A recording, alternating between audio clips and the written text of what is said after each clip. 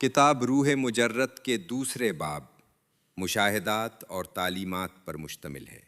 دوسرا حصہ عتبات عالیات کا پہلا سفر۔ مقدمہ سفر۔ مصنف علامہ تہرانی فرماتے ہیں کہ تہران واپسی کے تقریباً 5 سال بعد مجھے دوبارہ زیارت کا شوق ہوا اور میں ذوالقعدہ 1381 ہجری میں عراق روانہ ہوا۔ اس سفر میں میرا قیام کاظمین میں اپنے ایک مخلص دوست حاج عبدالزہرا گرواوی کے پاس تھا۔ جب حضرت حداد رحمۃ اللہ علیہ کو میری آمد کی اطلاع ملی تو وہ خود کربلا سے کاظمین تشریف لائے۔ حضرت حداد کی کیفیت تجرید اس سفر کے دوران۔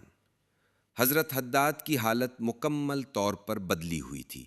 وہ تجرد اور خلع بدن کی اس انتہا پر تھے کہ ان کے لیے مادی دنیا کے قوانین بدل چکے تھے۔ مصنف چند حیرت انگیز مشاہدات بیان کرتے ہیں۔ ذائقے اور لذت سے بے نیازی۔ حضرت حداد رحمۃ اللہ علیہ کھانا کھاتے وقت ذائقے سے بالکل بے خبر ہوتے تھے۔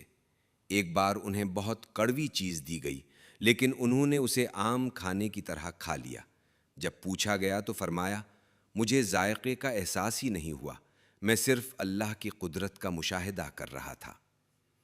اپنے وجود کو بھول جانا۔ ایک مرتبہ وہ کچھ ساتھیوں کے ساتھ گاڑی میں سفر کر رہے تھے۔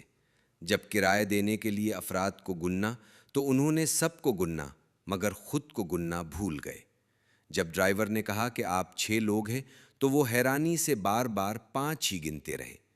ان کا یہ بھول جانا کوئی ذہنی کمزوری نہیں تھی بلکہ یہ فنا فی اللہ کا وہ مقام تھا جہاں انسان کی اپنی ہستی اللہ کی ہستی میں گم ہو جاتی ہے۔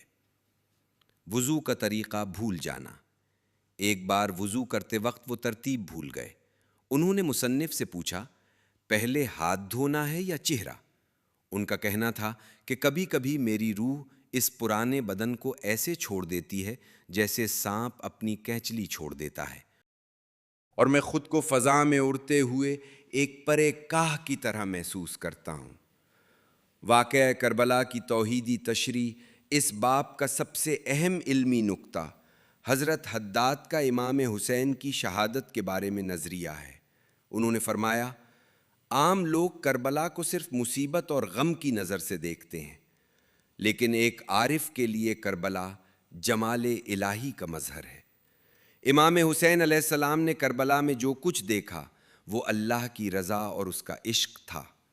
اس مقام پر پہنچ کر درد اور زخم کا احساس ختم ہو جاتا ہے اور صرف محبوب کا جلوہ باقی رہتا ہے۔ انہوں نے مولانا روم کے اشعار کا حوالہ دیا کہ جس دن عاشق اپنے معشوق سے ملتا ہے یعنی شہادت، وہ دن ماتم کا نہیں بلکہ ابدی خوشی اور وصل کا دن ہوتا ہے۔ نوٹ: اس سے مراد عزاداری کی نفی نہیں بلکہ امام کے بلند معنوی مقام کی وضاحت ہے۔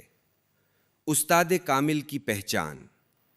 حضرت حداد فرماتے تھے کہ سچا استاد وہ ہے جو شاگرد کے دل میں اللہ کی محبت پیدا کر دے اور اسے دنیا کے فریب سے نکال کر حقیقت توحید سے آشنا کرے۔